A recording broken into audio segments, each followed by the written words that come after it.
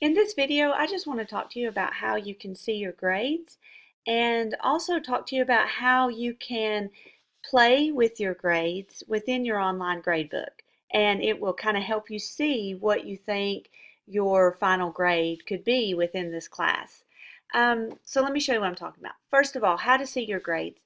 If you come into the online dashboard after you come into your class, the first thing you'll see is over here, anything that has been graded since the last time that you logged in, it's going to pop up right here. So since the last time this student logged in, Module 1, Introduce Yourself Forum, has been graded. And you can see the student has made a 100. Now, let's say that this was a project grade and it says an 80. And you think, what? Why in the world did I make an 80? Well, you can click that and it will take you to your feedback page. And there you will see what your teacher has noted as to what was missed. Maybe you forgot to do one part of it or something like that. So just remember that you can click that and go to it and look more to see what your grade is. So let's look at another student here who has more feedback that is showing. It also will give you a little, the written feedback that your teacher gave you. So you can see here, very good, you were right.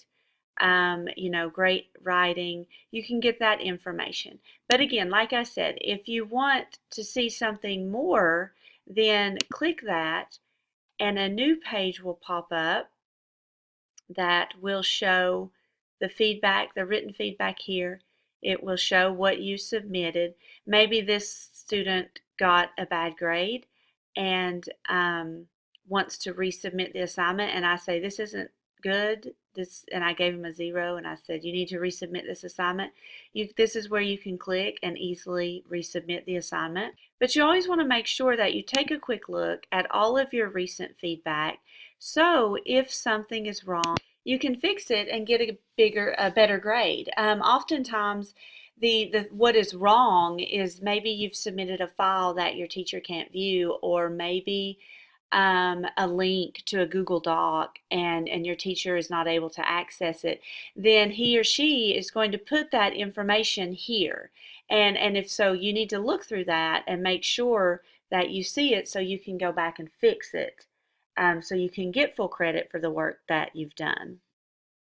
So you can also see all of your grades by clicking this box here that says View Grades, or just by going into the class, and on the left you will always see a grades link here. Either of those boxes that you click will bring you to this page. This is another great place to see all of the assignments that you've done, maybe assignments that you haven't done yet, or assignments that you've missed. And it is a great place to see if you need to go back and complete anything or redo something if you see a low grade. If you look over here and see the little boxes that look like speaking boxes, you can click that and it will show you your feedback, your written feedback. And the last thing I wanted to show you is that you can click on these boxes and you can change your grade. Now, of course, it's not going to change on your teacher's end, but what it's going to do is it's going to change here, and it's going to show you what would happen if. And the reason why this is important is because sometimes near the end of the semester, we get down to the last module and we're just super overwhelmed. And we say, I don't know if I'm going to be able to do this last project. What would happen if I get this little assignment done, this little assignment done, I don't do the project, so I get a 0, but I do this quiz and I do this right here. What will my grade be? And you can see that it drops the student's grade from an A to a B. Now this student may be completely okay with that and say, you know what, that's fine. I'm going to just make a B in this class. However, a student may be like, oh my goodness, no, I can't make a B in this class. And so he or she may say, well, what if I do half of the project and only get half of it done and submit it? Oh, it brought them up a little bit, but they're still not at that A. But anyway, so see, you can go through and you can change and just play with all of your grades here to see what would happen if.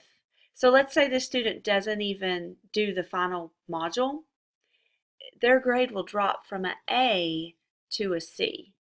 And so that's good to know, right? Because if you're freaking out and you're thinking, oh, I don't know if I'm going to be able to do this, for me, that would be a huge incentive to just sit down, for a couple of nights and work as hard as I can to make sure that I get it done because I don't want my grade to drop from an A to a C.